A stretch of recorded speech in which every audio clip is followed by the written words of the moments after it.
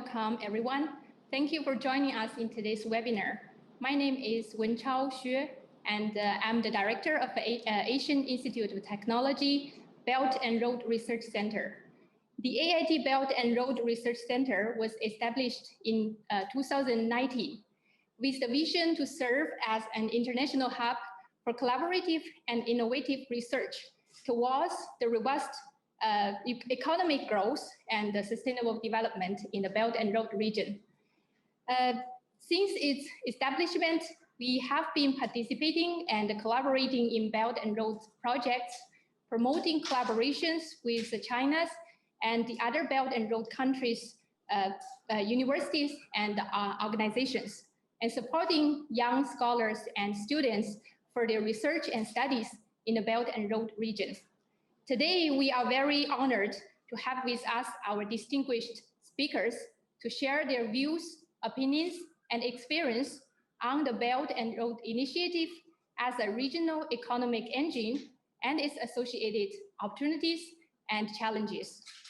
I would also like to extend our appreciation to the Yifan Shipping Thailand company for their gentle sponsorship of today's event.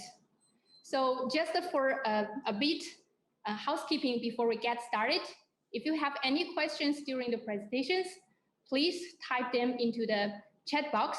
So our staffs will bring them up into the discussion after we finish all the keynote speaks.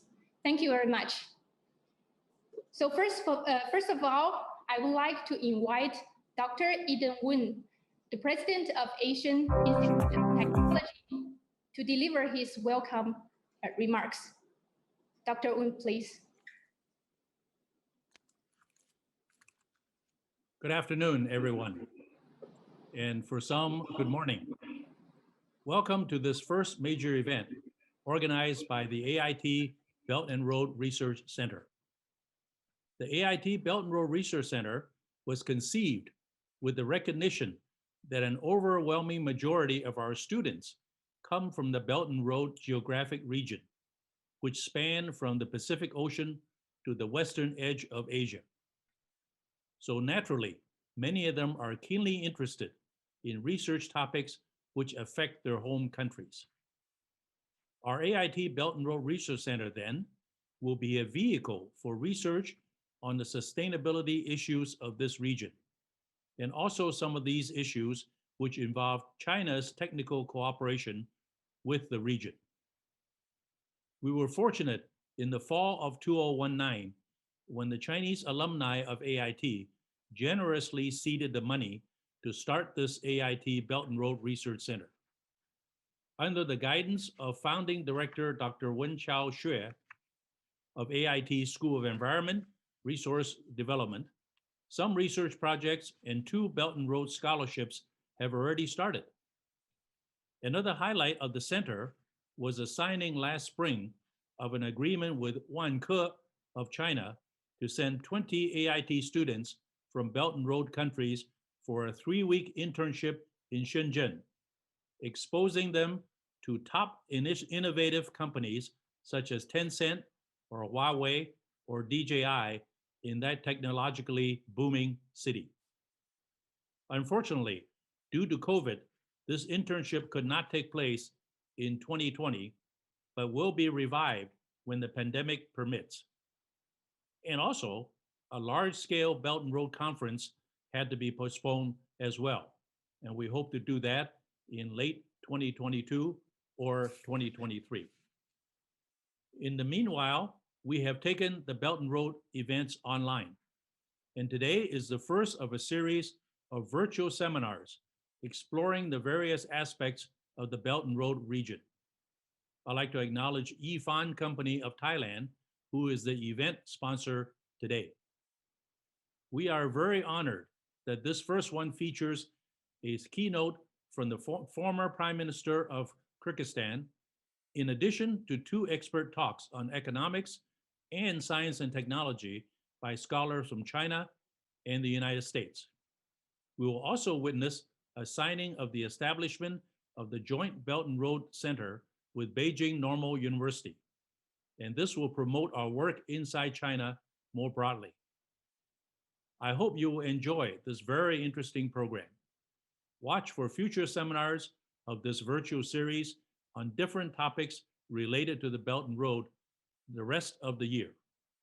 Thank you very much for attending online today. Okay, thank you.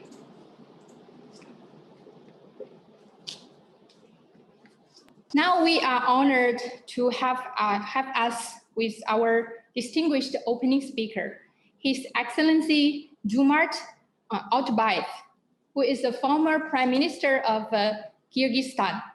Prior to becoming the Prime Minister in 2014, he assumed important key positions in the government of Kyrgyzstan. He also worked as a governor from Kyrgyzstan in the World Bank Group, the Asian Development Bank, and the European Bank for Reconstruction and Development. Currently, he is also a professor at the Belt and Road School, Beijing Normal University. It is my honor and privilege to call on His Excellency Jomart to deliver his address. Please. Okay. I hope connection will work and we will have very productive discussion. First of all, I would like to express my sincere gratitude to the organizers of. Do you hear me? Yes, yes, we can hear you well. Hello? Yes, yes. Do you hear me? Yes, we can hear. Oh, okay, okay.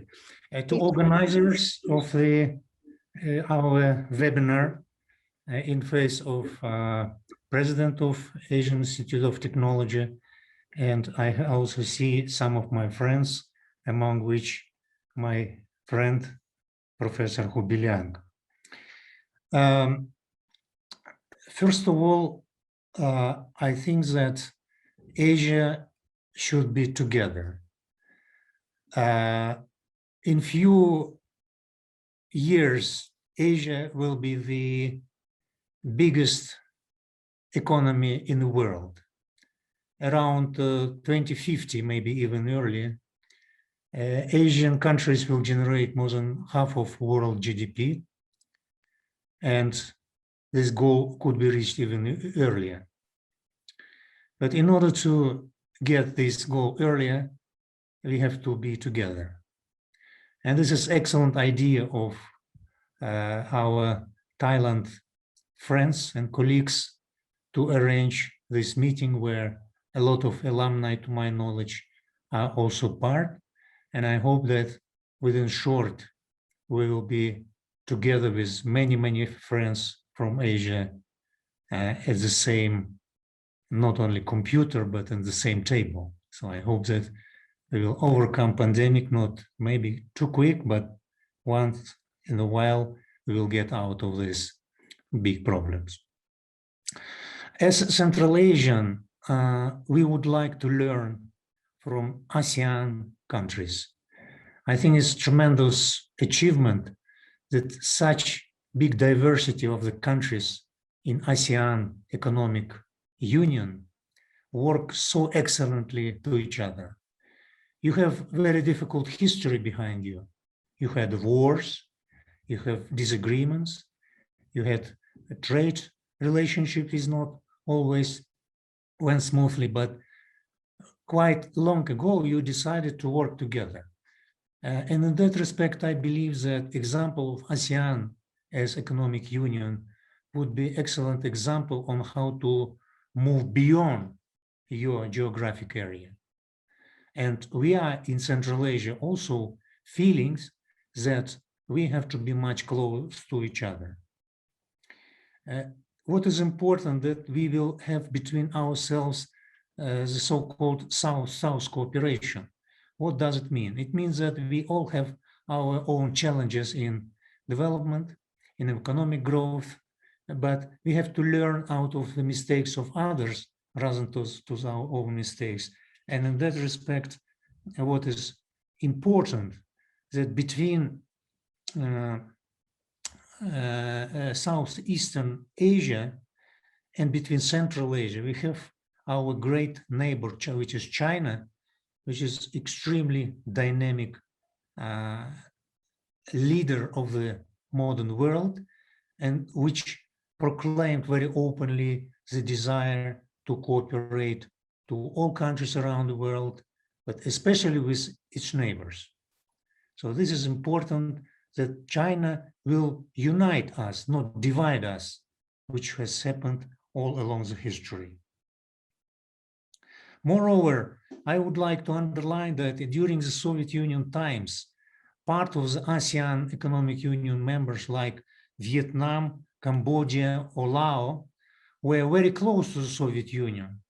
For example, I remember a lot of students from those countries which study in the Soviet Union, and with one of them from Vietnam, I even share one room for more than 2 years. So it's not very complicated to go back to the so-called old good times and start to cooperate with each other.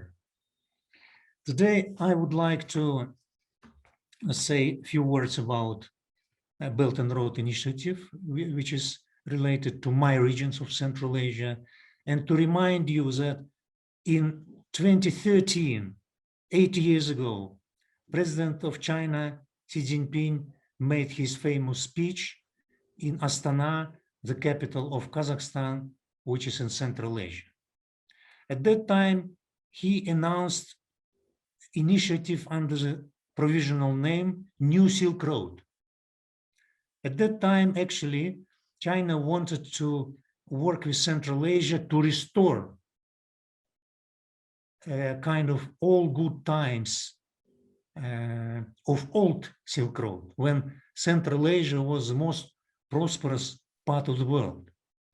And we, of course, in the region were very enthusiastic.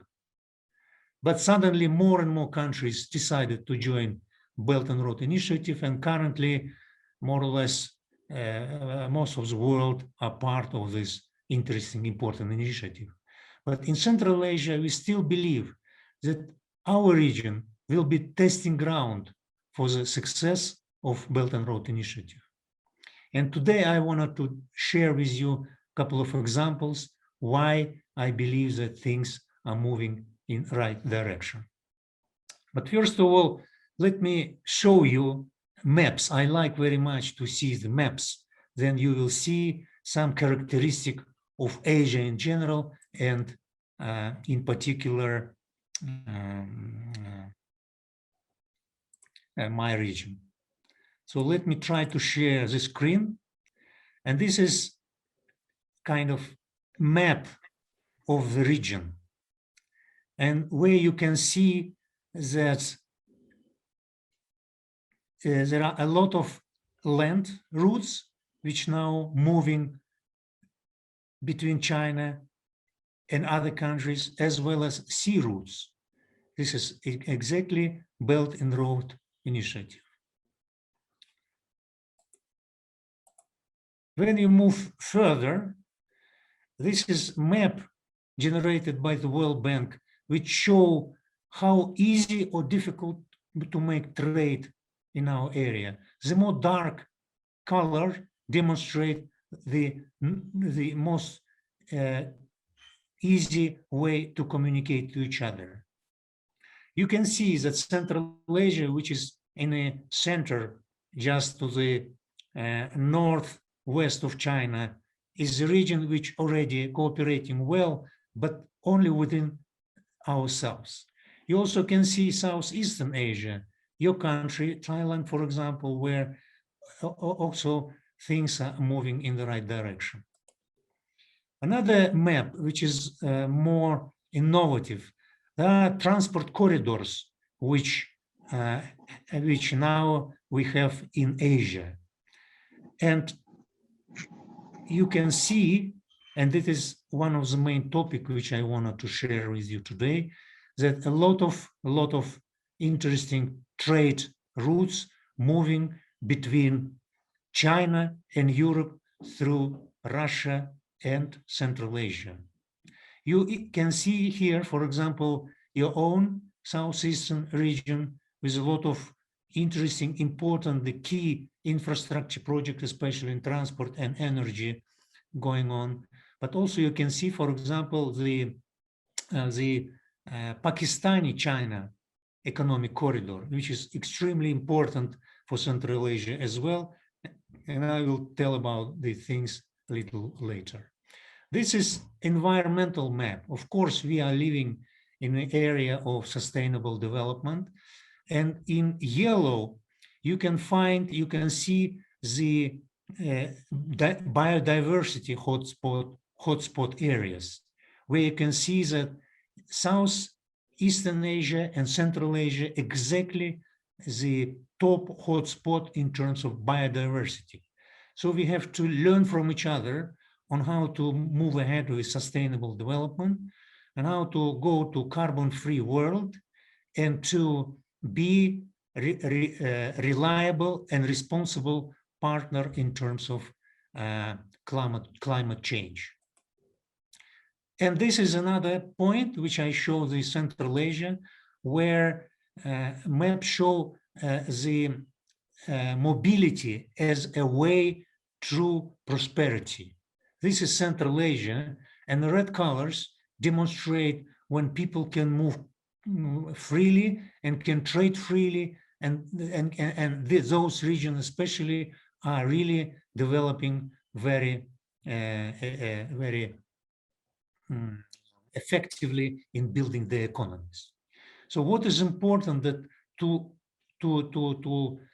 be focused on mobility, on trade, in order to develop our own resources. So let me, not going into more detail, go back to this map and to focus only on one point, which is actually I name so-called Eurasian Railway Revolution.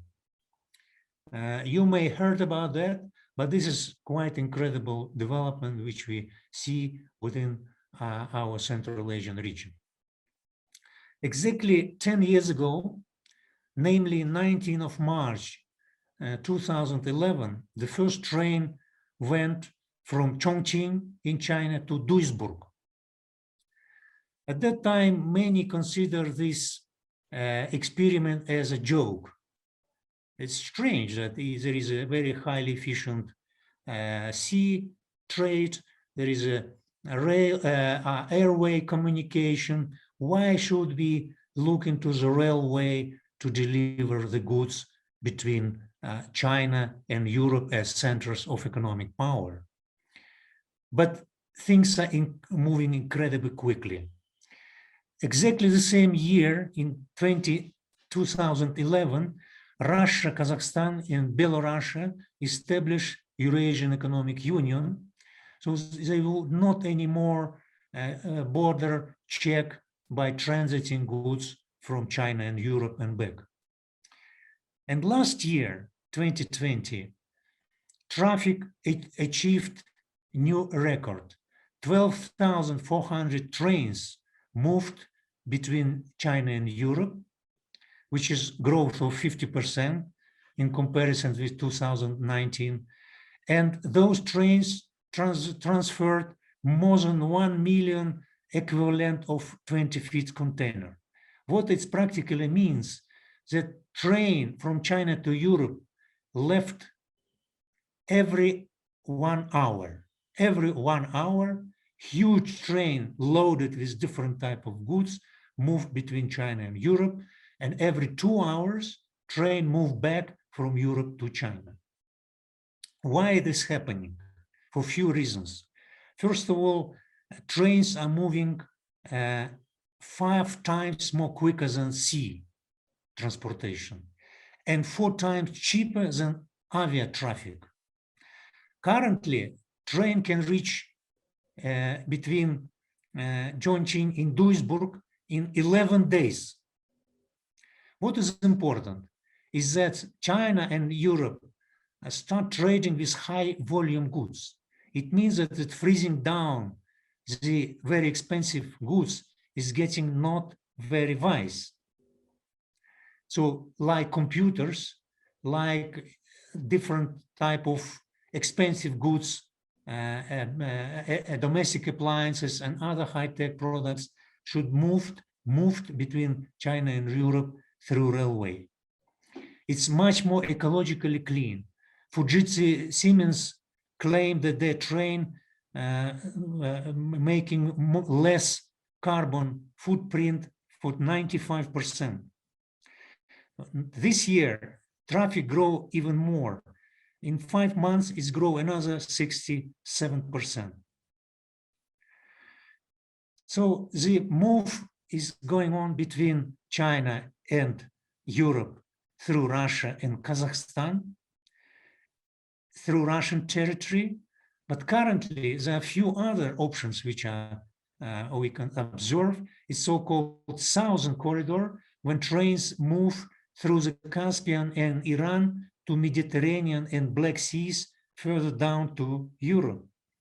And what is interesting, extremely important for Central Asia, that currently we decided from Central Asia to build railway through Afghanistan to Pakistani's port of Karachi, Gwadar, and Gwadar. It will be enormously interesting, and China can ship goods not only to Europe, but to South, Midwest, like Turkey, like Iran, and Pakistan, India, via not sea, but through the land. Why China is very interesting in developing this Eurasian rail bridge? Because in inner provinces of China, the cost of labor much cheaper than in sea areas. So more and more companies moving production from the coastal area to the internal provinces of China. And then to ship goods from internal provinces to China to Europe much quicker by railway. You don't need to ship goods by train to the sea, reload it to the ships, bring it to another port in Europe, and then reload again and bring to the destination. So in that respect, internal provinces of China receiving a lot of impetus to start to bring more production, delivering straight to European destinations. And what is remarkable, that China decided to 2035 increase the shipment for four times, from 10,000 to about 40, 50,000 trains per year. But even now, you see the traffic between Russia, China, and Europe already achieved its saturation. How traffic can be increased fourfold? This is another interesting point, and there we see the revival of the old Silk Road, because trade routes create enterprises, create innovation, create investments. So this is why we're really looking forward for further steps of great idea of Chinese leaders to make Central Asia again transit area for the trade between Europe and different Asian countries and China. What I know, that China also investing to the railroad connection to Southeast Asia. What I know, that there is a high-speed railway projects which is developing now in Singapore, in Thailand, in Laos, which will be completed very quickly. So this is very, very good step that could be finally bring Southeast Asia and Central Asia close, not only by the air, but also by the train. I know that now the government of Kazakhstan, Uzbekistan, Russian Federation really working very hard to develop their own modern railway systems. And I believe that within very short, this will bring a really new Silk Road to the very important stage of prosperity.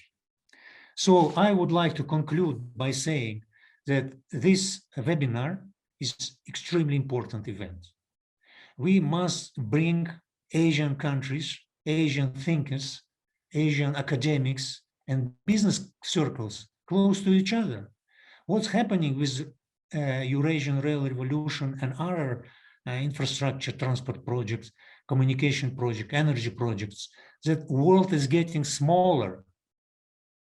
World is getting smaller, and we have to do everything to mix our intellectual potential and our experience and knowledge between each other. I believe that within short, we will be kind of victims, will be part of the broad discussions between our regions, between different Asian countries, which will bring Asia to the top of the world much quicker than it is planned now.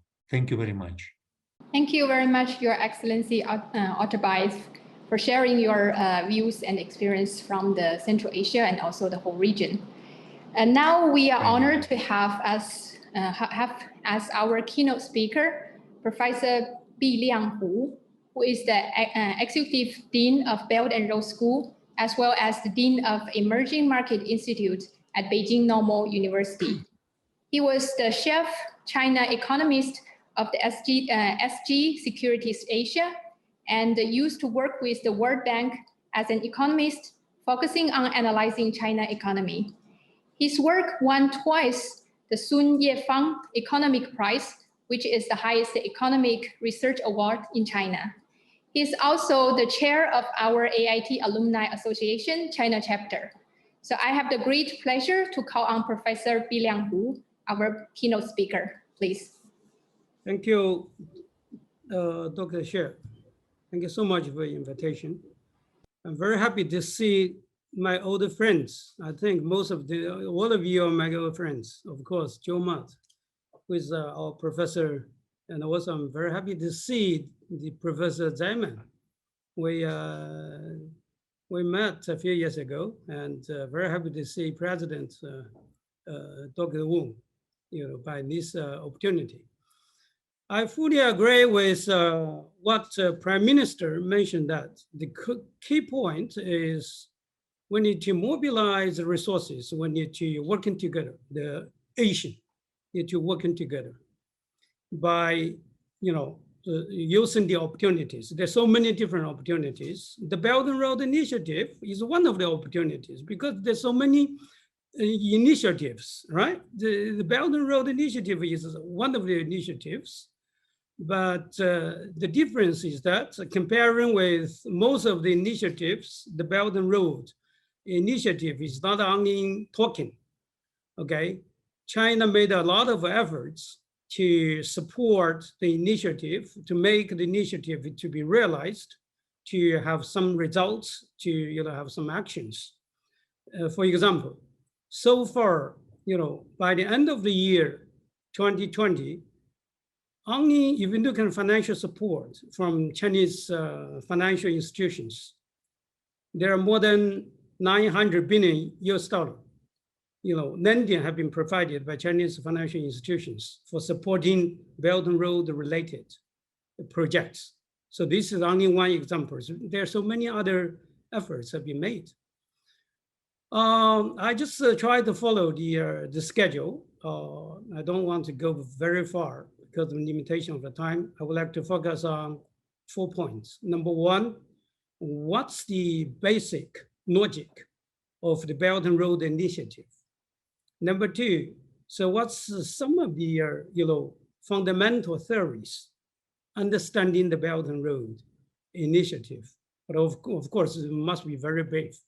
But most importantly, I'm going to focus on the opportunities in relating to Belt and Road projects, Belt and Road investment, the Belt and Road cooperation between China and Asian countries. I would like to focus on China, Asian countries, Southeast Asian countries. Prime Minister just focus on Central Asia. And then finally, I'm going to touch upon a little bit of on the major challenges. Okay, share some slides with you for convenience for you to look at on the points. Where's the how to do that? Sharing here. Yes. Okay.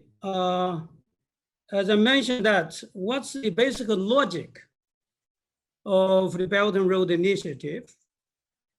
I think there are 2 points we need to understand in this regard. First, the basic logic for the Belt and Road Initiative is to building up better global connectivity of so many things. Better connectivity of the infrastructure. The basic logic for the Belt and Road Initiative, number 1 is the better connectivity of the whole world of so many different things. For example, better connectivity of infrastructure, better connectivity of commodities, better connectivity of people, better connectivity of capital. Okay, so this is the basic, logic. Number 1. Number 2, the basic logic for Belt and Road Initiative is the building the better partnership of many things. The better, partnership between the countries, between the continents, between different civilizations. So that's the basic logic for President Xi, based on my understanding, to propose the Belt and Road Initiative. So as a researcher, as a professor, if you look at some of the fundamental theories in relating to Belt and Road, I think some of the very traditional theories everybody knows very well, but I would like to mention a little bit very briefly. Number 1 is because of location. Where different countries, allocated in different places, and then different resource endowments among different countries are quite different, right? So this is location theory. We have been learning location theory. Because of this kind of, differences of locations, and then every country has its own comparative advantage, okay? Some of the countries, they produce oil, gas, but some of the countries produce other things. So comparative advantage theory, you need to be applied when you're thinking about the Belt and Road Initiative, and then trade and exchange, right? Finally, regional integration. Regional integration process have been going on, in the whole world, Latin America, Africa, European Union, Asian provide a very good model recent years. They are very well, integrated. 10 countries, they're doing very well. European Union used to doing very well, okay, compared with African countries. But of course, the whole Asia will have a lot of things to do. We have a lot of work to do. The whole Asian integration is still far from what we have been dreaming. And then talking about some of the opportunities by link with some of the projects. So I don't want to, talk too much, but show some slides. Here, for you, it's good, relax to look at some pictures. Number 1, some of the Belt and Road projects under construction. One of the key sectors is railway construction. It's me. Most of the projects have been visited. I was visiting China Now Railway project. This is a very big project, nearly about $6 billion investment. It's going to finish this year. No doubts will be, a little bit, maybe 1 month, 2 months in advance, before planned. Now it's very close to the full completion of the project. Railway. Another railway project, as you know, that some of the friends from Thailand, China-Thai Railway. This is part of the Pan-Asia Railway Network. From China to Laos, and then further go down to Thailand, and then to Singapore, okay? So this is part of a very important route of the Pan-Asia Railway Network. So The first phase already started 2 years ago, 4 years ago, actually. It's going to finish 5 years later. So the total investment is about $6 billion US dollar again. So this is China Thai Railway project. And then most of people know Jakarta, Bandung, high-speed rail. So just now, Prime Minister mentioned high-speed rail. This is one of the typical high-speed rail has under construction in Indonesia. The total investment is a little bit more than $5 billion US dollar.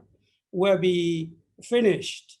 The project will be finished next year. Will be completed next year.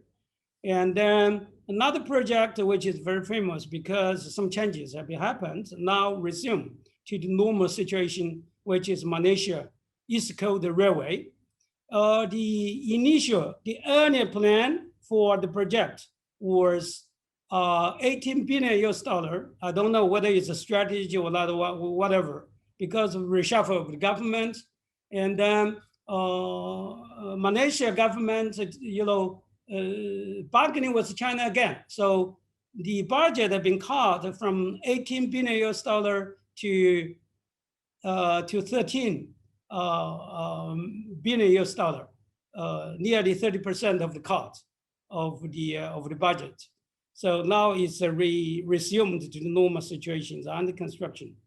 And then another project is a port.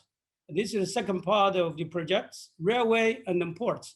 Ports is also very important. China has been building nearly about 100 ports under Belt and Road Construction Corporation framework. This is one of the ports under construction, Malacca Gateway Deep Sea Port in Malaysia.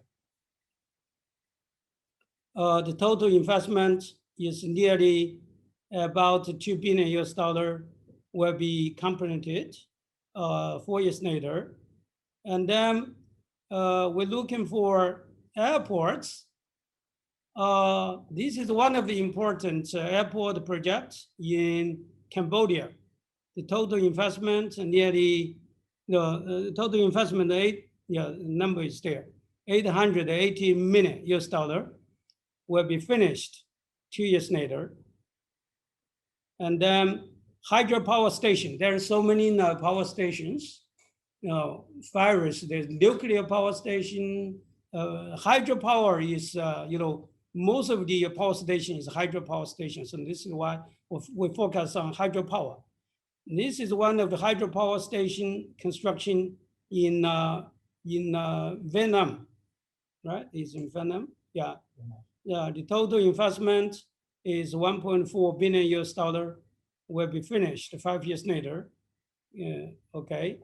There's another hydropower station in Indonesia, right? The total investment is 400 million.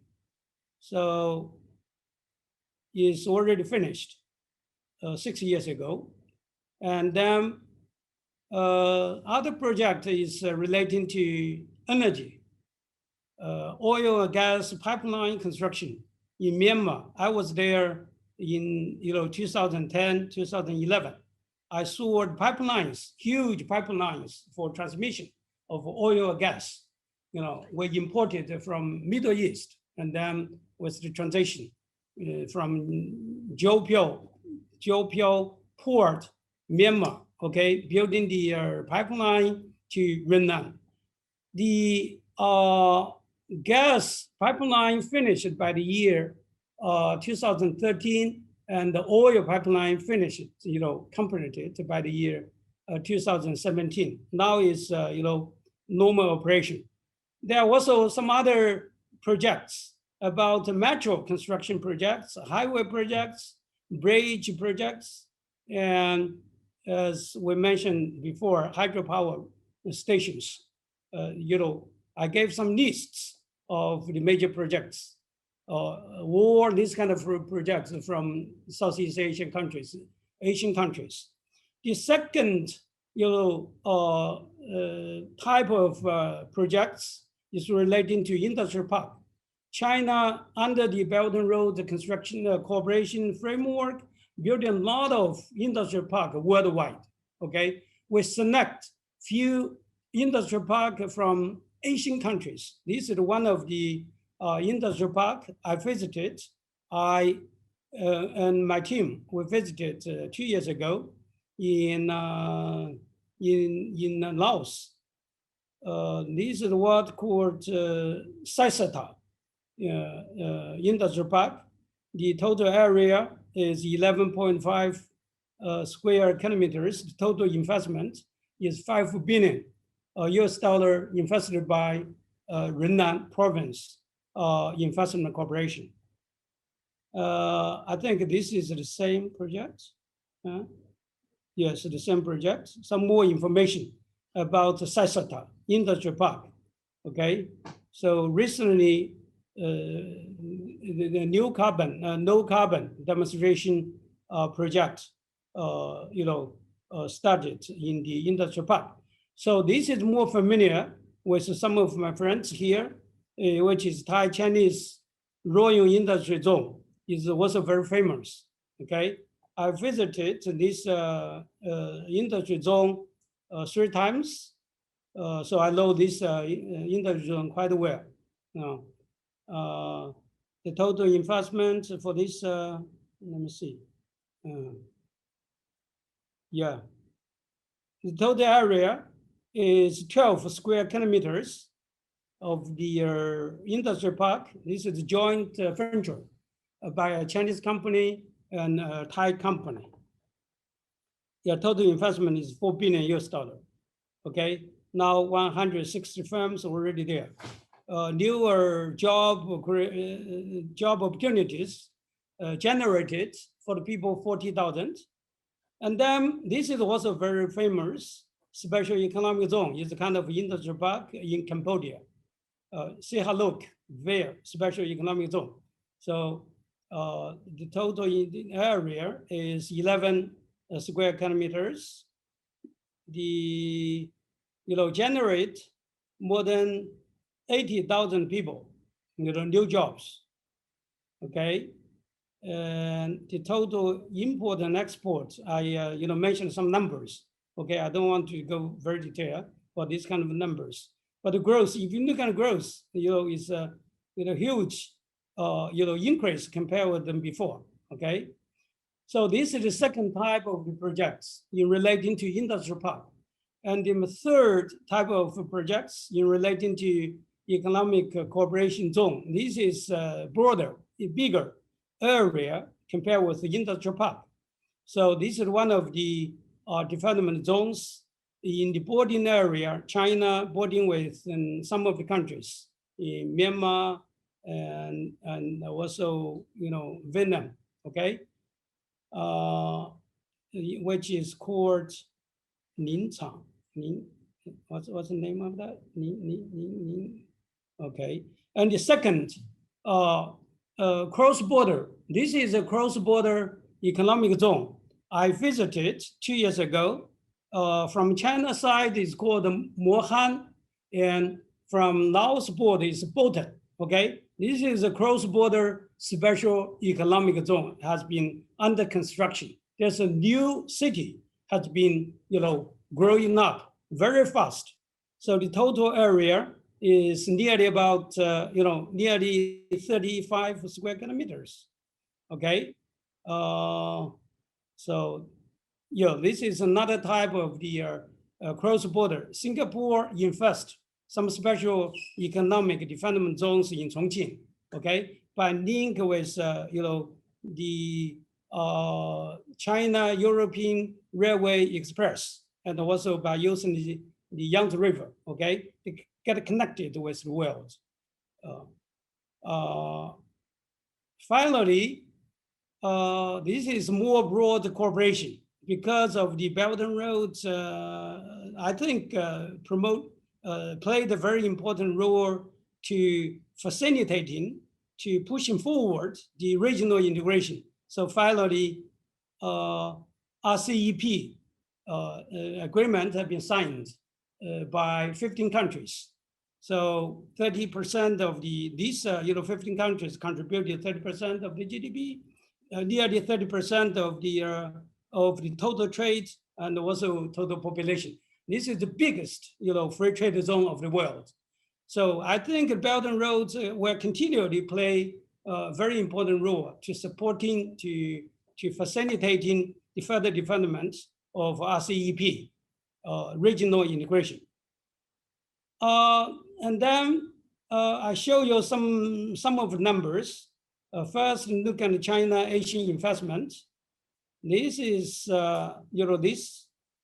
this chart shows the flow of China's outward foreign direct investment. That's China's investment into Asian countries has been increased significantly.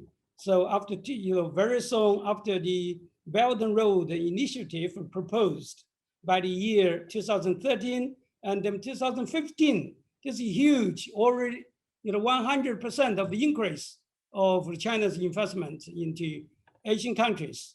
And afterwards, getting very stabilized, nearly about 14 billion US dollar, quite stable. And then, so this is, I think this is outstanding. This is the total, investment, China's investment, outstanding, the total aggregated investment of Chinese company into Asian countries has been increased year after year, of course. And then, this shows the China's actual use of foreign direct investment. So that's Asian countries investor into China. So, of course, less than China's investment into the region. Generally speaking, half of China's investment into the region. Okay. And then if we look at the trade has been significantly increased. One of the very important, the factor is that Asian countries now is the biggest trade partner of China. So this has never happened before, but it's happened starting from the first quarter last year, right? US used to be the biggest trade partner with China. European Union used to be the second largest, but now Asian countries is biggest trade partner with China. China, long time ago was the biggest trade partner for with Asian. Okay, so that means the trade between China and Asian countries have been increased significantly in recent years. Finally, I just touch upon a little bit about the challenges. The biggest challenge now is the geopolitics, because the relation between China and US now is quite complicated. And then China's Belt and Road Initiative is under very strong pressure, as you know that, right? But we are very confident. We're continuing pushing, moving forward. But anyway, there's a lot of geopolitics involved into this kind of process of implementation of the Belt and Road. It's most difficult, one of the most difficult time now we're facing. And secondly, some investment risks in some of the countries, for example, like Myanmar, nobody knows, nobody expected that will be happened. I was in Myanmar 2010, at that time, because of the political transition from the army to the non-military party, but now is converted back to the army controlled. So this is kind of a risk we need to take into our consideration. And also Libya, Syria, Afghanistan, they all, China invested a lot into these countries, right? So that, of course, is a big risk. We need to be very cautious when we think about, investment into some of the countries. Must be very selective. And the financial sustainability, that's, we need to calculate, we need to conduct a very detailed, field study. Otherwise, some of the projects is not sustainable, it's lose money. I conducted some survey for some of the railways, okay? They lose money. They're still, after operation, the project finished, the project still lose money. how to manage, this kind of, investment and return, to get a balance. This is a big challenge for us.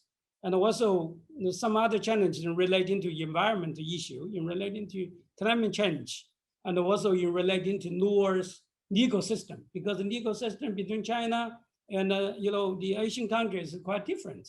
So we need to manage risk from this point, this area as well. So this is some of my, this is my presentation for your reference, for your comments. I should stop here. Thank you. Thank you very much, Professor Hu, for sharing so many interesting projects which are undertaken in the Belt and Road regions. So now we are honored to have as our keynote speaker, Professor Dennis Simon, who is a senior advisor to the President for China Affairs and Professor of China Business and Technologies at Duke University. He has more than 4 decades of experience studying business, computation, innovation, and technology strategies in China. In 2006, he was awarded the China National Friendship Award by Premier Wen Jiabao in Beijing. I have the great honor to call on Professor Dennis Simon, our keynote speaker, please.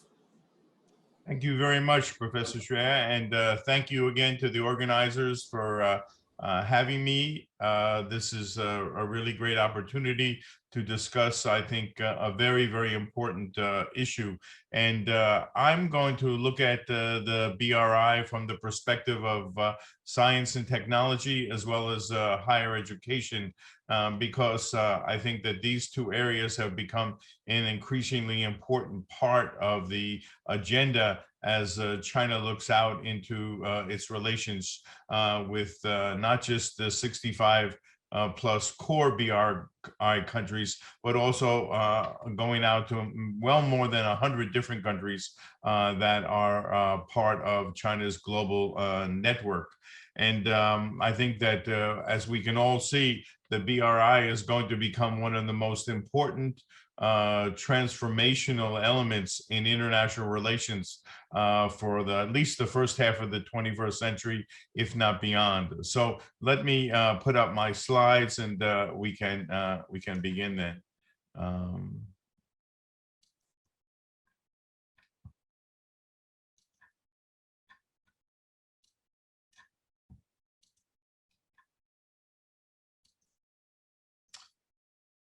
Okay, so as I said, I'm going to talk about science and technology and higher education. One of the things that you can see is, as I went to prepare for this talk, there literally have been dozens of new books written by various scholars from Europe, the United States, Asia, all about Belt and Road. There is no dearth of information, but there is lots of disagreement about what Belt and Road really is. So I'm going to talk a little bit about what I think it is, look at the science and technology perspective, the education perspective, look a little bit quickly at the impact of COVID, and then talk about some of the challenges that are facing BRI, and then ask this question about where is it headed into the future. And I want to thank also Cao Chen, who helped gather some of the data to put this presentation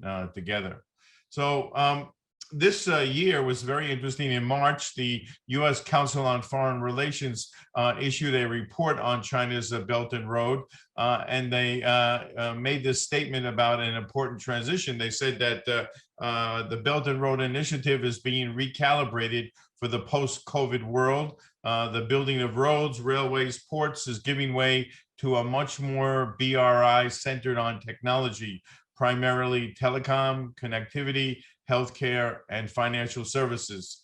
China also has to contend with the debt issues and the environmental burdens that have accompanied BRI's signature infrastructure projects. So I think that we are at an important point in the evolution of BRI, where science, technology, and education are becoming more important. And I think this transition occurred in and around the early part of 2019. Minister Wang Zhigang, who's the Minister of the Ministry of Science and Technology at the second BRI Forum on International Cooperation, made this statement. He said, "Today, a new round of scientific revolution is accelerating across the world, and China is not only a player and beneficiary of globalization, but it now is a contributor and leader of more extensive innovation cooperation. And China stands ready to join hands with all Belt and Road countries to build a road of innovation." And I think that this new concept of what is core or key to BRI success is very important. And this earlier this year, Xi Jinping was speaking at a meeting of Chinese scientists, and he made this statement about international cooperation in science and technology. He said, "We must implement a more open, inclusive, mutually beneficial, and shared international science and technology cooperation strategy.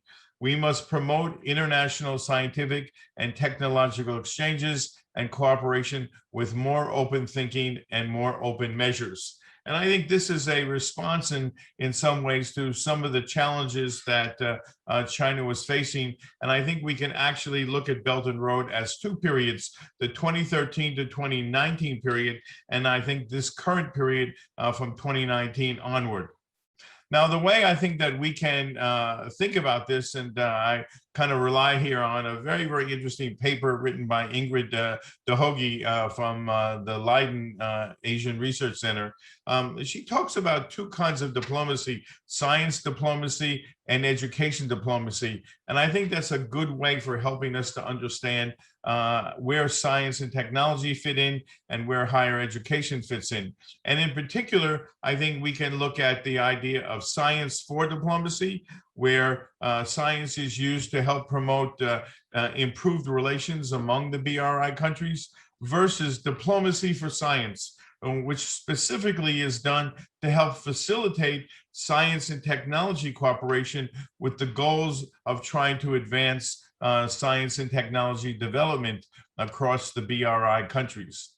The same thing for education. We can look at education for diplomacy, which is using education as a tool to improve the relationships among the BRI countries, but also diplomacy for education, which is to trying to facilitate more and better and more relevant kinds of student exchanges, faculty exchanges, and training programs.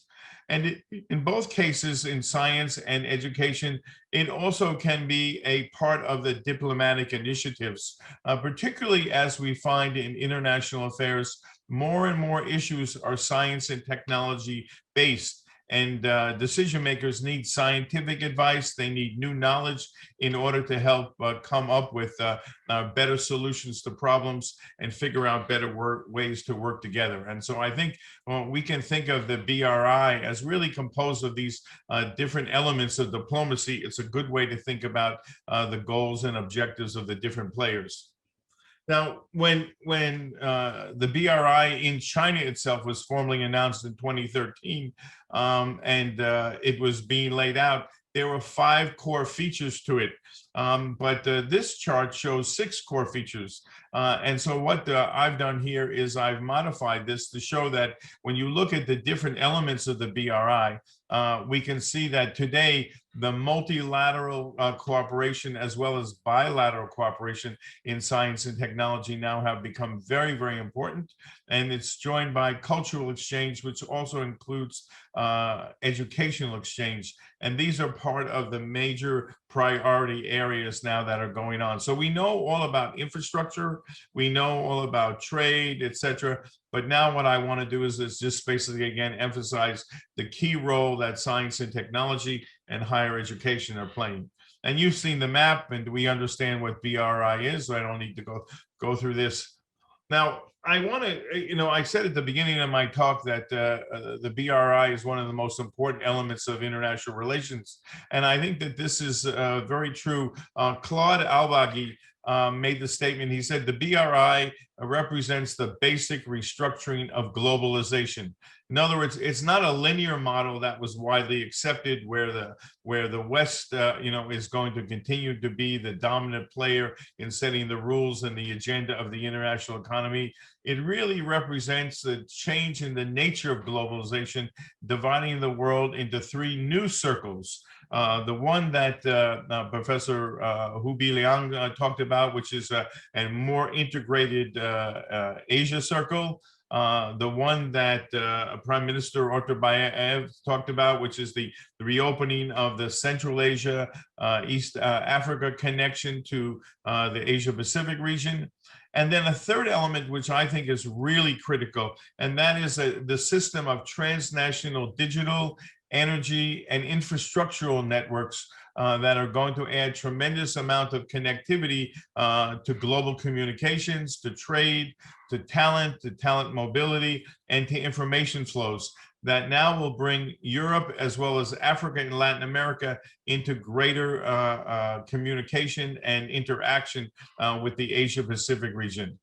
The one major impact where this could really have some effect is in the area of technical standards. As China begins to play a more central role into this once dominated US system of international standards, we can see that there's going to have to be some kind of reconfiguration. China has already signed 90 different agreements with 52 countries by the end of 2019 to set up systems of standards that are not necessarily aligned with what has been going on among Western countries. So this is going to be a very interesting, challenging area as time goes on. Now, we need to think of BRI from the Chinese perspective in terms of two dimensions. I've talked so far about international cooperation, but also it's a China development strategy as well. Here you can see 4 different elements of China's development strategy for the coming years. The Pearl River Delta near Hong Kong and South China, the Yangtze River Economic Belt area built around Shanghai, of course, a new area around the Beijing, Tianjin, and Hebei province to promote more coordinated development, and the Belt and Road Initiative, which is designed to create greater connectivity, not only between coastal China and Western China, but also to promote greater growth in the West so that the gap between development on the coast and development in the interior begins to close over time. And obviously, the Western region is the connection point for China out to the Central Asia, to Europe, and the rest of the world. By early 2021, China had signed already 205 cooperative documents with BRI countries, also agreements with 31 different international organizations. And we can see very interestingly, even though Asia is very prominent, accounting for about 1/4, the major numbers of agreements have been with African countries. And I think this has a lot to do with the natural resources and raw materials that are available to China through cooperative agreements with these African countries. And you can see Europe, which accounts for about 19% of these agreements, is growing in importance, particularly as we'll see Central and Eastern Europe. Now, just to give you a sense, I mean, we know the data. Professor Hu has shown us the data on trade, how it's increasing. The share of BRI countries is rising in terms of China's overall trade. But the most important thing is the fact that over time, the data really does indicate greater economic integration that's occurring. And here I want to point to a study that was done and published in August 2020 by a number of professors from within China. It says, we show that the trade of China with the Belt and Road countries have become more preferentially linked since the implementation of the BRI. In particular, bilateral trade preference index between China and the BRI countries has grown approximately 8% faster than it has with the non-BRI countries, and that the effects carry across all the different corridors that are part of the BRI network of trade that has been built. And I think this is very important because everyone keeps asking, is this working? Do we see the effects? And I think the reality is that it's not just in terms of the data, but actually as these trade relationships become more solidified, they improve, become more efficient, and also deliver more results over time.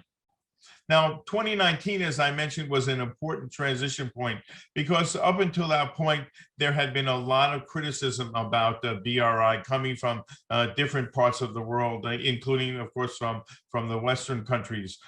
Issues about transparency, corruption, about the dominant role of Chinese companies, and most important, I think, about environmental damage. The International Union for Conservation of Nature sounded its concerns about the need for greater environmental due diligence on all of these projects. And I think it just finished a big study on Pakistan and Sri Lanka, which looks at the impact on environment and also looks at some of these greenhouse emission issues that everyone is very concerned about. And I think that Xi Jinping, I think, took this criticism quite seriously. And in his speech to the second Belt and Road Forum, made it known that China was going to systematically improve the way that it operated. And going forward from 2019, I think we start to see a different character to projects. The projects are now more technology oriented, they're more environmentally friendly, and they're more inclusive so that they involve not only Chinese companies, but more external participants becoming involved. And I think this is a very important change because if China is going to play such a strong role, it has to also operate in a more internationalized manner rather than just everything focused on, what is going to happen in terms of the benefit for China. And I think we see this. In particular, in the recently announced 14th five-year plan, which is a humongous document, there is a section 12 which talks about China's opening to the outside world, and it talks specifically about Belt and Road as being one of the central priorities for China over the next 5 years at least. And it has elements about improving the operational side of the Belt and Road, for example, improving investment treaties and things of that sort. But it also wants to explain the numbers of players. So, for example, the China Aviation Industry Group has talked about promoting the export of China's aviation equipment. So people have begun to talk about the building of an airborne Silk Road. There's also more focus on cultural exchange and tourism as part of the so-called soft elements. And the idea of a green Belt and Road now has become formalized, with more emphasis on dealing with climate change, marine conservation, wildlife protection, et cetera, et cetera. And I think, again, this is a very important change that now has become institutionalized in the contents in the 14th five-year plan. So now let me talk specifically about the science, technology, and innovation aspects of the BRI. I think that, as I said before, it's very clear that science and technology are playing a more substantial role in the entire BRI. Nature, the magazine, which carries lots of articles about global science and technology, wrote a whole special issue dedicated to China's role in the BRI. And their conclusion was that China's science initiatives under BRI are redrawing the map of world science. And I think this is, again, very, very important. China's Ministry of Science and Technology is the lead agency playing the key role. And we'll see in a minute that they drafted a special plan for the advance of science and technology and innovation across the entire BRI network. And this is a real big shift because before this, the United States and Western Europe primarily were the target. In other words, when other countries in Asia, Africa, Latin America were looking to advance their economies, they looked primarily to the United States and Western Europe. Now we're seeing a sea change where these countries now are starting to look to China. And that's why China as a contributor, rather than China simply as a taker, now has become a more important part of China's positioning in terms of international affairs. And there's a good reason for this, and that is that, don't forget, China just two decades ago was still a really developing country. And today, China has made tremendous progress. And there are a lot of countries across the Belt and Road that are simply interested, how did China do it? Is there a Chinese model? And what can we learn from the Chinese experience? This is something that has also become very, very important. So in this plan that was issued by MOST in 2016, they laid out a whole series of activities. Professor Hu talked about some of these in terms of industrial parks and different kinds of major engineering projects that were done. I think these are all important, particularly in terms of the sectors that they cover. They go from everywhere from agriculture all the way to medical health and disaster prevention. And obviously disaster prevention took on a particularly important position because of the COVID-19 pandemic. And China has used that opportunity not only to provide assistance, but also to create something which people now refer to as Chinese vaccine diplomacy, trying to use China's ability to produce these vaccines to improve relations and also obviously to arrest the pandemic. And the goal is very simple. China is going to bring lots of experts from these BRI countries to China to have them study in Chinese universities and work in Chinese laboratories. But one of the most important elements of this is that unlike the situation when China sent scholars and experts to the US, there was a big brain drain during the initial years. Chinese policy now has been set that these scientists, when they come to China, cannot stay. They have to return to their home countries. This is an important differential between what's going on between China and what went on with the Western countries. Now, this plan that the MOST articulated also has been adopted by a number of major Chinese municipalities. Tianjin, Shanghai, Beijing, all proposed a version of Belt and Road cooperation under this big national framework that was created. Again, the same kind of protocols: bring experts into these cities, build new laboratories, promote science parks, and most important, create support for international technology transfer. As you know, today, one of the major issues between China and the United States involves the sensitivity of technology transfer. China is going to use some of this experience in order to improve and facilitate technology transfer to these BRI countries in ways that are very different modalities than what has gone on between China and many of the Western countries. So what has happened? Again, you know, the numbers are very impressive.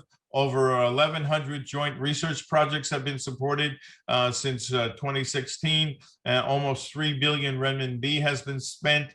30 plus laboratories have been created. And S&T exchanges have involved over 180,000 technical people who've come to China for some kind of a specialized technical training. And China now, of the 161 countries that China now has science and technology cooperation, half of them, 84, are actually BRI countries. So you can see the S&T relationship has penetrated much more deeply. It also includes the Chinese Academy of Sciences, which is China's premier science and technology academic institution. It began all the way back in 2014 when China worked with Uzbekistan to build a 1-meter telescope. Uzbekistan had no experience in building telescopes, and so CAS engineers were sent out to provide the technical expertise to get this project started. And former president of the Academy, Bai Chunli, has played a really key role in building up the momentum for this. And again, it has involved creating a number of training centers in BRI countries. In Thailand, for example, there's an innovation cooperation center that was set up. In Brazil, a space weather center was set up. So you can see some of these things are taking on a very serious cast. But the real premier result of the cooperation has really resulted in the creation of something called ANSO, the Alliance of International Science Organizations, where the Chinese Academy of Sciences played a key role in jumpstarting this organization. Founded in 2018, it had 37 members, and you can look at the member countries, and it has started to grow. In 2019, 15 new countries were added, including Greece, Nepal, and several other countries. So again, We're moving very, very quickly. The coverage is really interesting in terms of the fields, though there are 4 key priority areas: environment, agricultural and food security, health, and green technology. And as I mentioned, of course, the disaster risk reduction, which was engendered a lot by the onset of the COVID pandemic. Technology transfer is also important, but one of the things I want to mention is that this is not ivory tower technology transfer. Many of the countries across Central Asia, Africa, etc., have major problems with water management and the quality of drinking water. China is working very closely with many of these countries in order to simply improve the standard of and quality of drinking water to avoid disease and illness, etc., etc. Now, another piece of this set of S&T relations involves the China CEEC connection, or what's called the 17+1 organization. You can see on the map here, those with the line drawn through, these are the very active countries. A few days ago, Greece became the 17th member, so my map isn't entirely updated, but Greece is number 17. And also Truth in Advertising, Lithuania actually withdrew from the organization. There's a lot of controversy about this. Some people feel China is trying to undermine the EU. There doesn't seem to be evidence for this, but China seems to want to solidify its relationships in this part of Europe. It also is working, obviously, very hard to sustain its relationships with the western part of Europe. But this CEEC connection is something that promises to grow in importance. Many countries are very, very interested in China's work in AI, in the Internet of Things, and cooperation with Chinese companies, therefore, like Alibaba, Baidu, Tencent, is also becoming something that's attractive to the countries in this part of the world. So what has happened then? Well, this is a similar kind of a study to the trade one I mentioned. 3 Chinese scholars did a study in 2019, also published in the journal Sustainability, and they discovered the following things. First of all, the number of countries engaged in S&T cooperation has increased over time. Second, there's been a rise in what they call the cluster effect.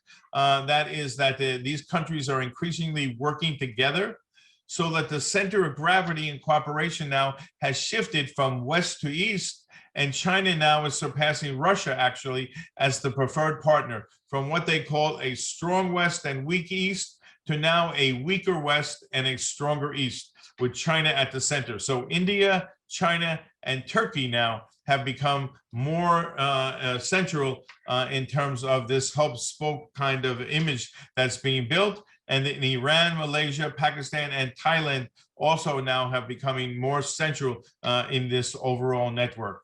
And I think that what we're starting to see then is something called the spatial influence of China is on the rise, particularly in Southeast Asia, South Asia, and in Central Asia, which is really hoping that not only is there top-down cooperation, but increasingly there's going to be more bottom-up cooperation stemming from closer relationships among the scientists themselves.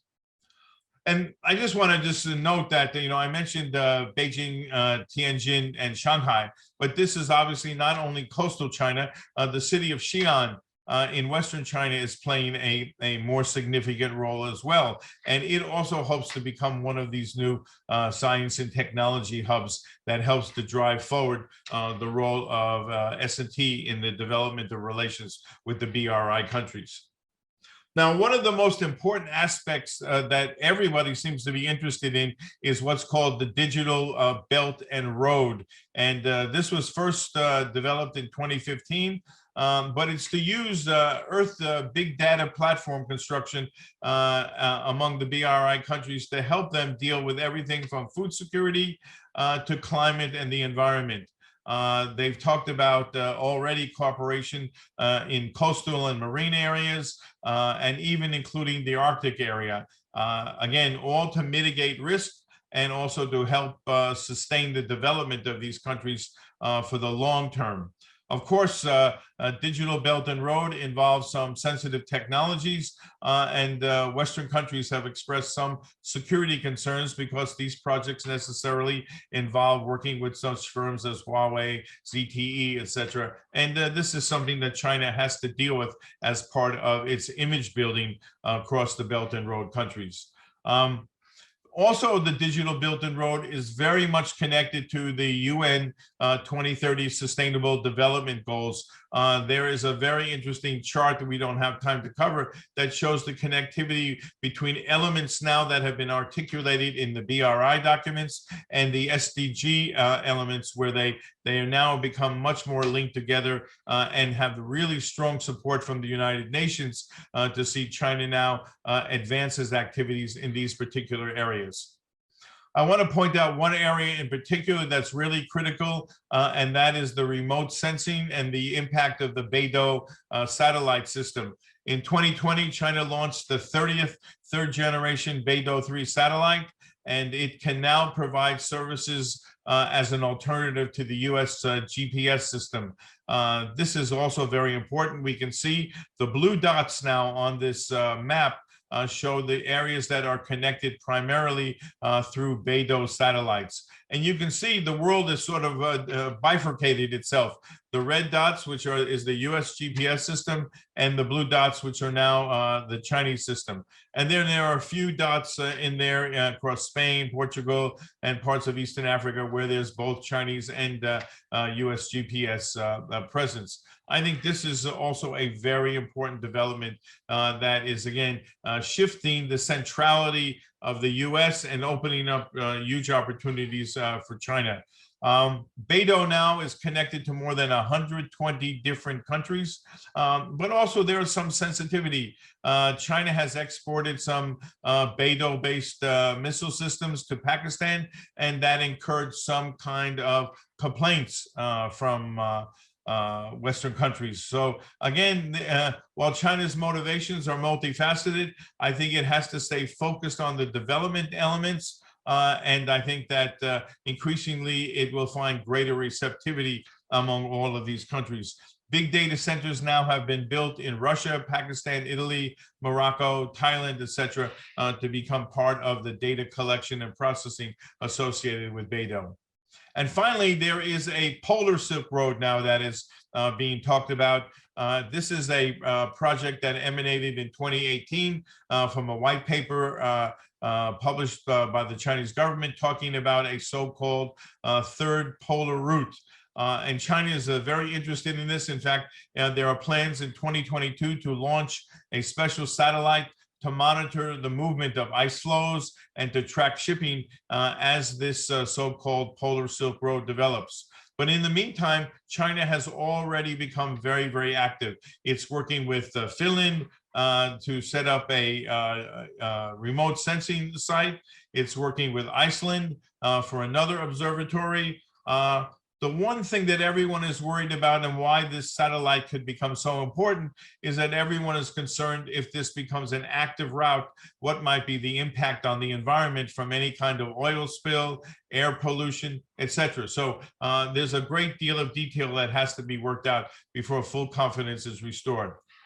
Now, two key sectors for science and technology on the BI involve energy and telecommunications. In the interest of time, I'm not going to be able to go through all the detail, but one of the things that I do want to show you is this particular map here. And if you can look at over time, China had spent a lot of the early part of BRI focused on non-renewable energies. And particularly, there was a lot of criticism that too much attention was focused on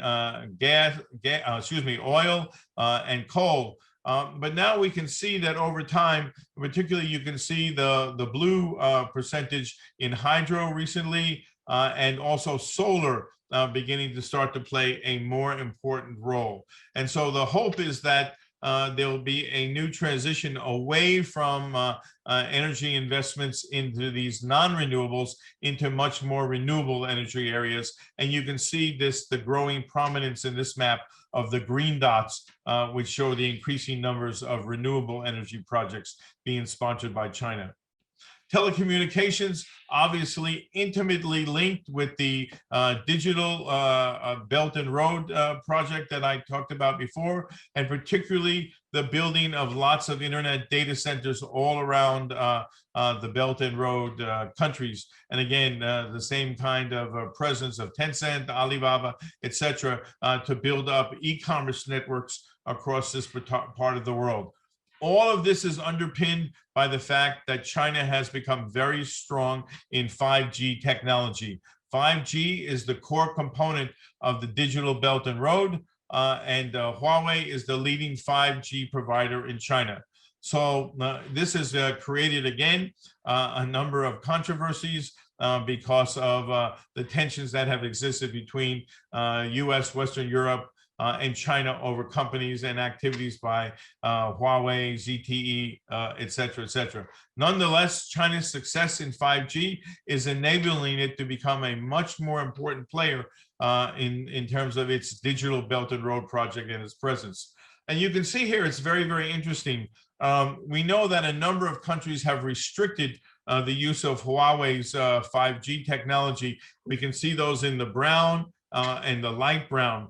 But look at the green color, which are countries that already have committed to using the Huawei technology. Those numbers of countries are growing. And again, this idea of a bifurcated world economy between where China has influence and between the US has influence, this doesn't bode well in some ways for international integration. And there has to be much more discussion about this for these things to get worked out. Okay, so let me talk quickly then about education, because I think this is the other important part of these new initiatives. This is a statement from one of the professors from the Polish Academy of Sciences, who talks about there's no better way to build trust and understanding than people-to-people contact. Closer cooperation at the academic level should enable the flow of ideas, values, innovations, and innovative thoughts to benefit from the synergies and mutual understanding and closer relationships between these countries. And I think that this is, again, an important part of the way China thinks about this. And I think it's an important part of the way that many of the BRI countries are thinking.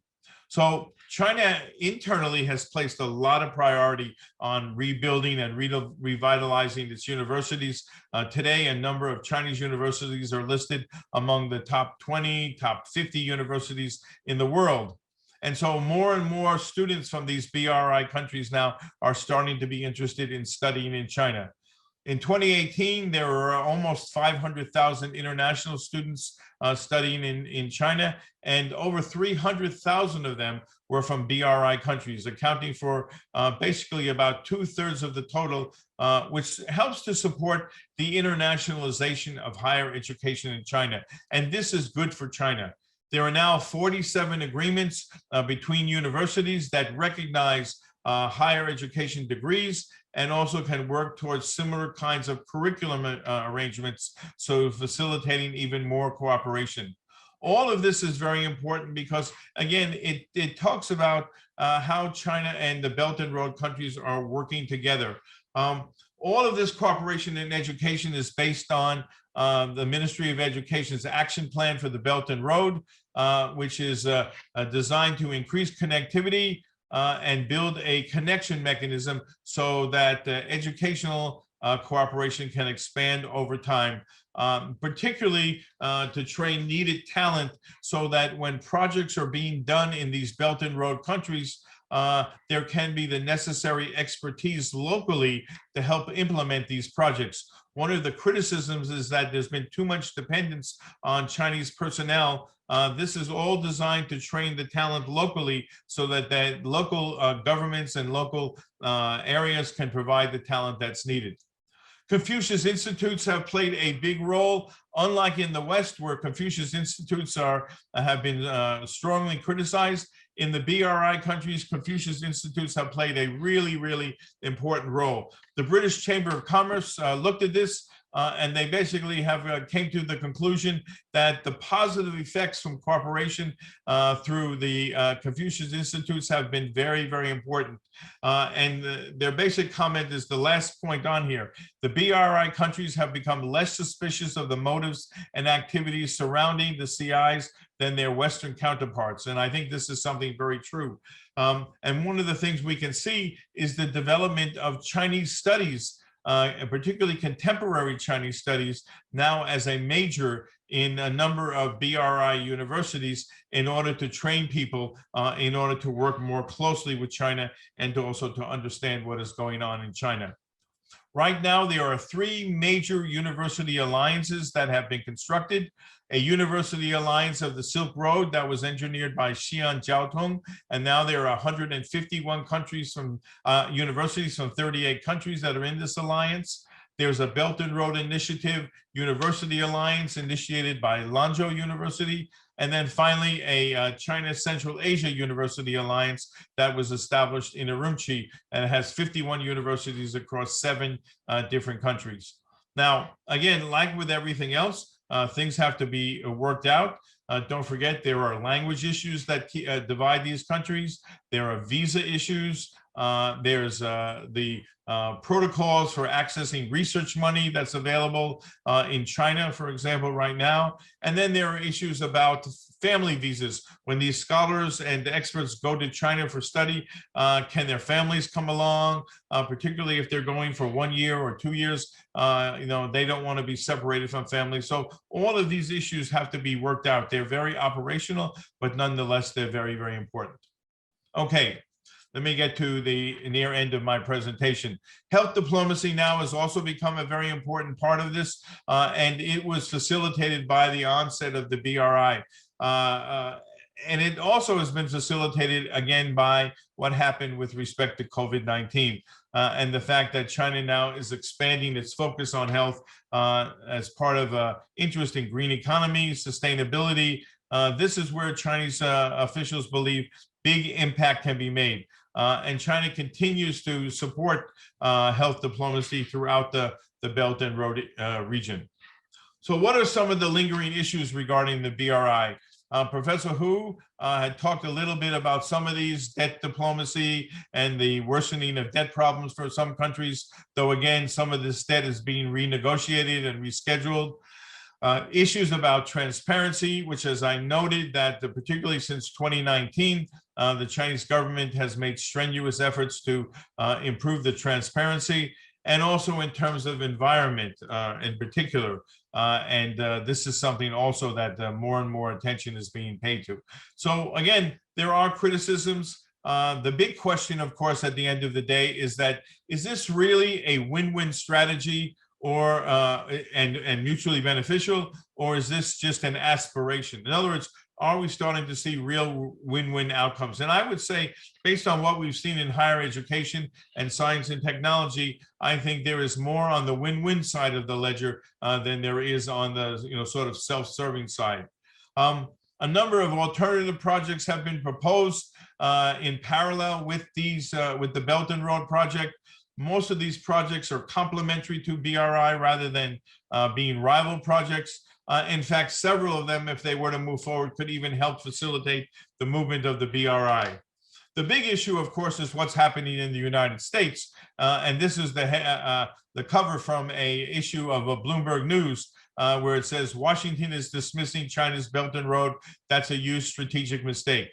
And I think the Biden administration picked up on this because at the latest meeting of the G7 this past month, President Biden launched something called the B3W, Build Back Better World, which is designed to provide some kind of alternative option to the countries in this part of the world, because it's estimated that the need for about $40 trillion plus to build the infrastructure across these countries. And that's a burden that not even China with its huge foreign exchange can handle. So there's a hope that some of these projects can move forward, though again, the question has emerged, is this really for real, or is this simply a type of counter-China diplomacy? This is something that we won't know until the next few months happen, and we start to see if there's some real projects materialize.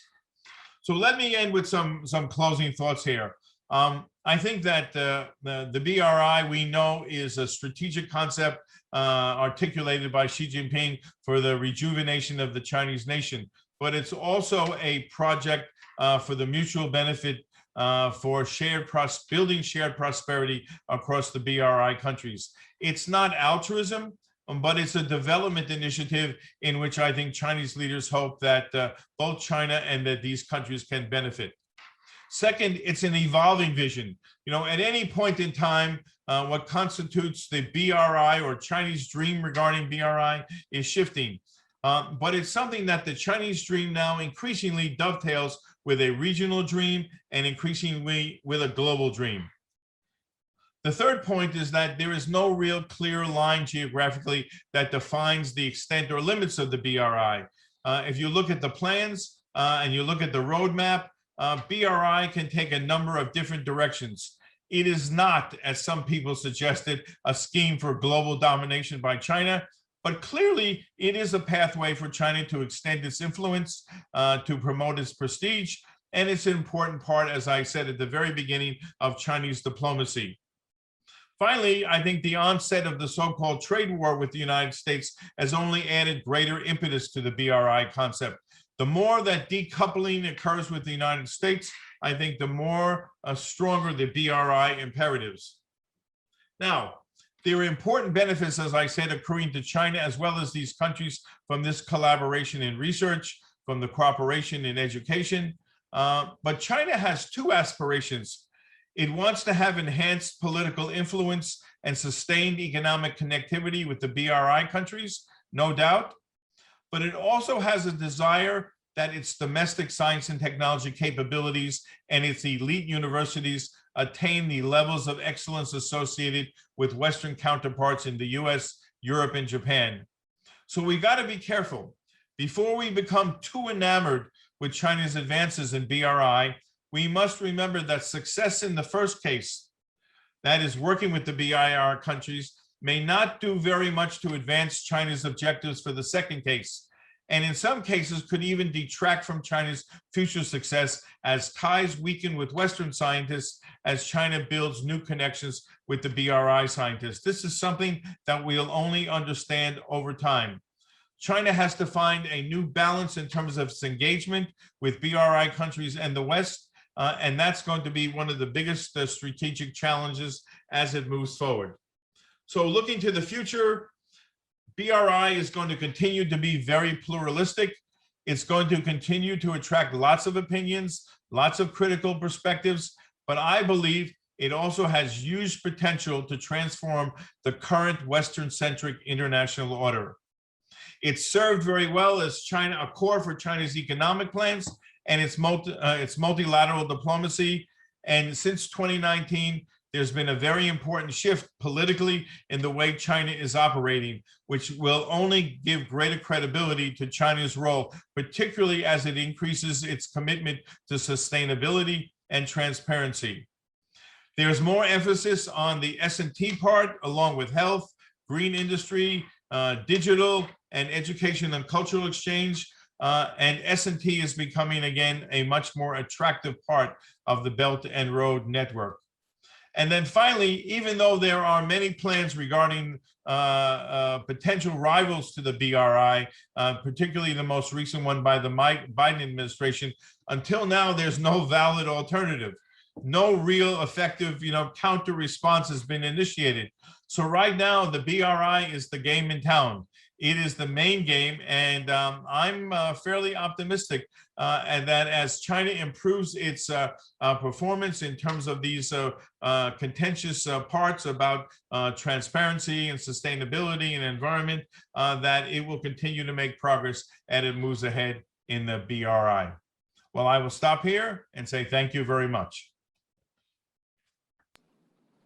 Thank you very much, Professor Simon, for sharing very comprehensive views from the aspect of science, technology, and education in the Belt and Road Initiative.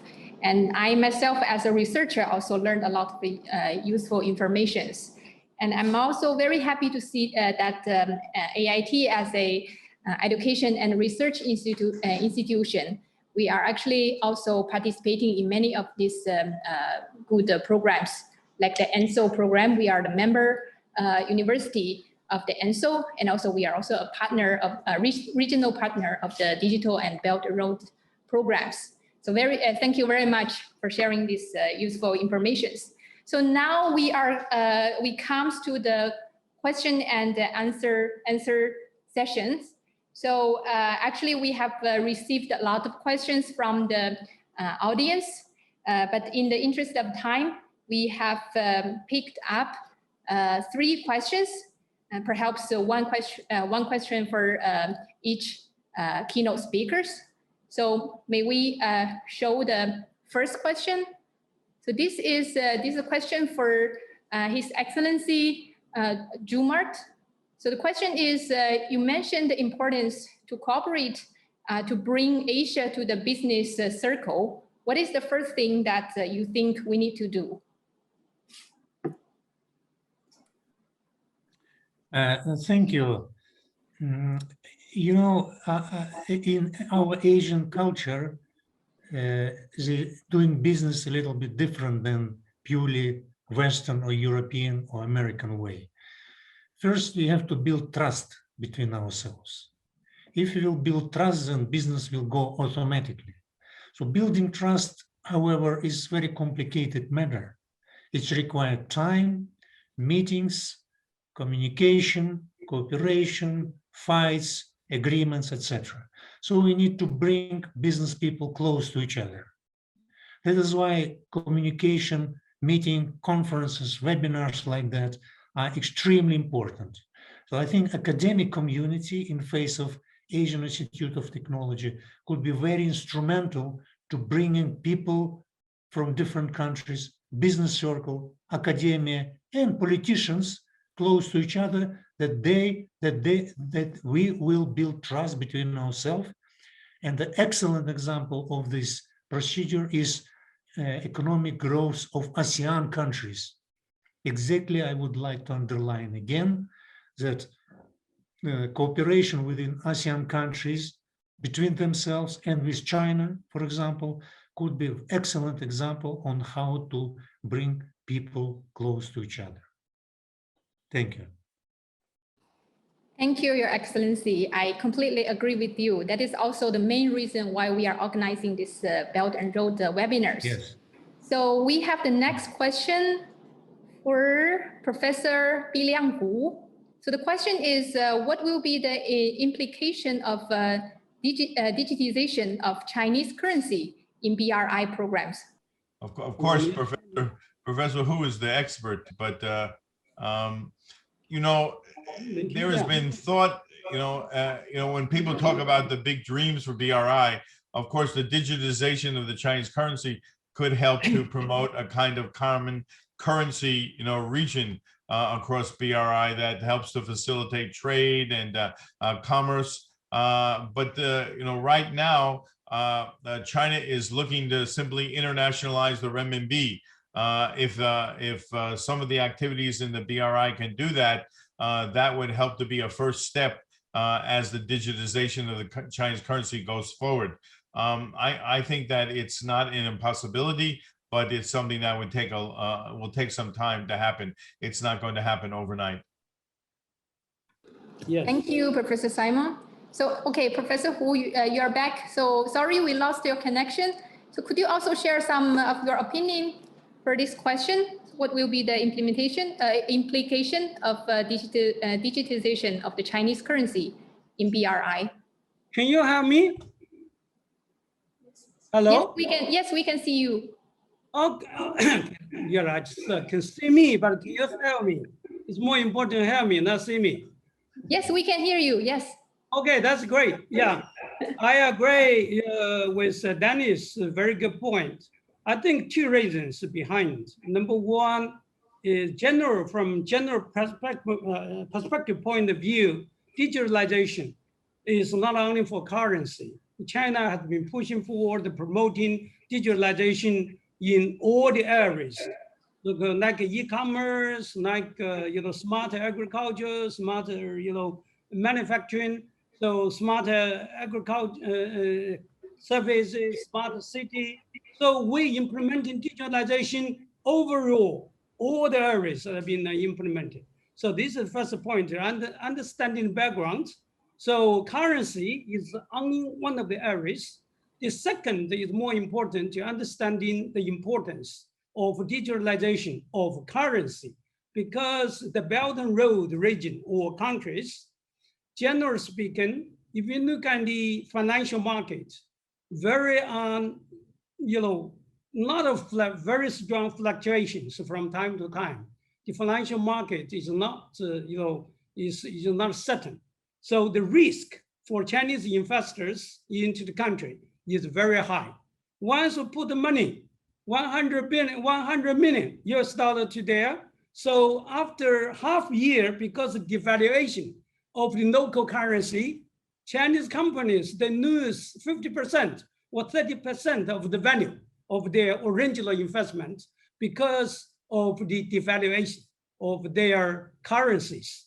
So digitalization of the currencies from certain extent can preventing some, but not all, some of this kind of risk, because there's no exchange rate. There's no exchange rate between different currencies is required.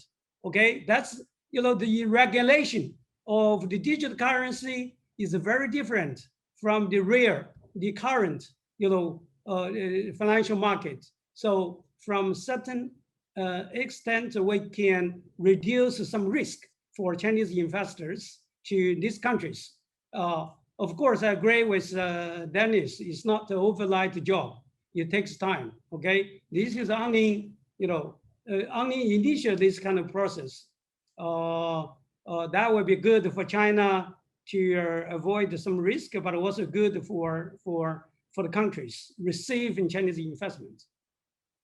Okay, that's my Thank you, point. Professor Hu. Thank you very much. So we have one more question for Professor Simon. Please show the. Yeah, the question is, how do you think about the new idea from USA that EU and US seek for put infrastructure initiative on G7 agenda to counter the Beijing's global reach? Sorry, I think you have already mentioned this issue. Perhaps the audience want more information from your side. Sure. I mean, I think one of the issues that concerns me, to be very honest, is the idea countering Beijing's global reach.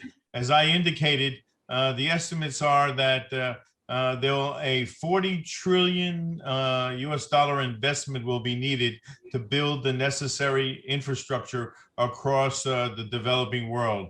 And that this is a financial task that no one single country can bear by itself.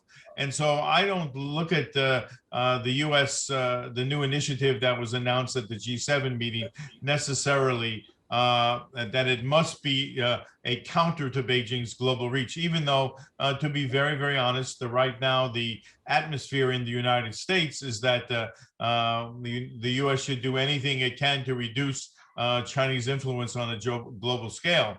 But the fact remains is that this is an area where the United States and China actually could work together extremely productively, and that the big winner, in fact, could be both countries, while also helping the developing world attain some of the things that it needs to have in order to promote long-term economic growth and prosperity. So there is no global problem out there today, particularly ones that involve science, technology, infrastructure, that don't require close US-China cooperation to have some meaning to them and have some significance.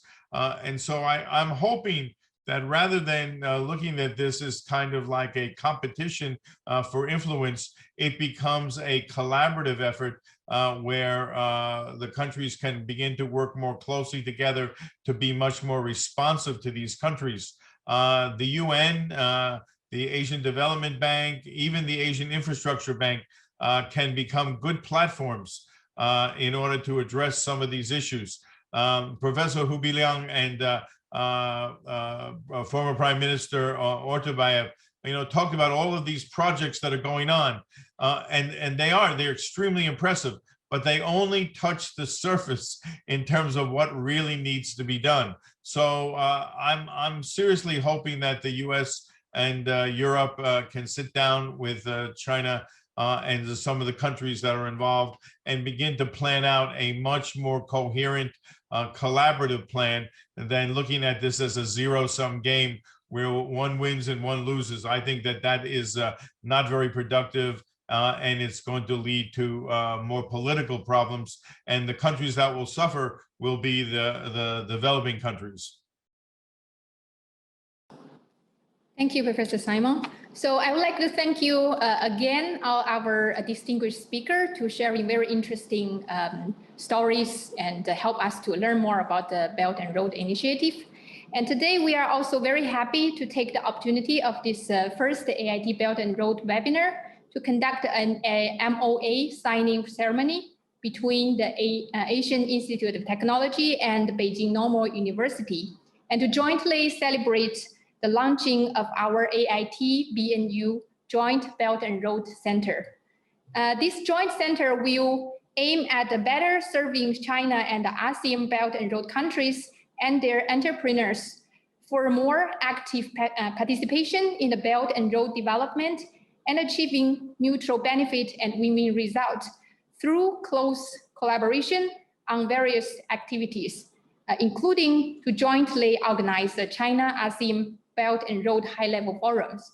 So now may I please invite Professor Shoujun Wang, the Vice President of Beijing Normal University, Dean of the Belt and Road School of BNU, Dr. Eden Wen, President of Asian Institute of Technology, for the signing of this MOA. Yes, congratulations. May I invite both of you to show the signed document and we can take a nice photo?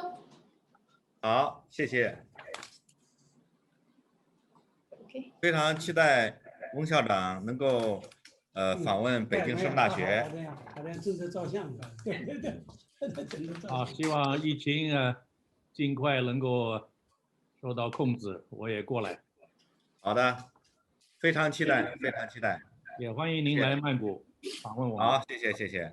Okay, thank you very much and congratulations. Thank you very much. So I would like to thank both Professor Wang and Dr. Wen for this great achievement to to build our close collaboration in the future. And I would also like to thank everyone for witnessing our new center, the AIT BNU Joint Belt and Road Center. Thank you very much.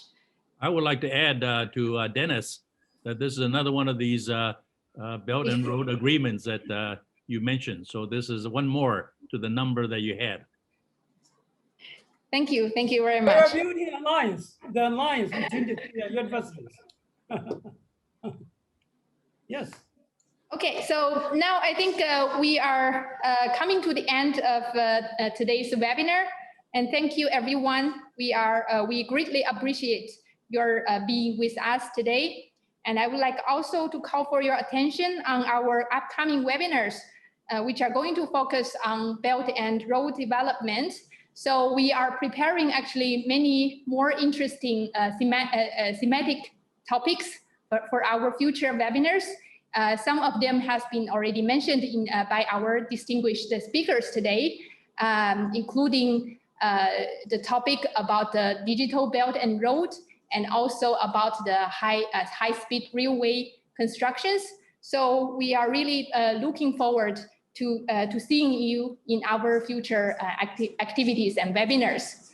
So have a nice day and goodbye. See you next time. 就完了。 Bye bye.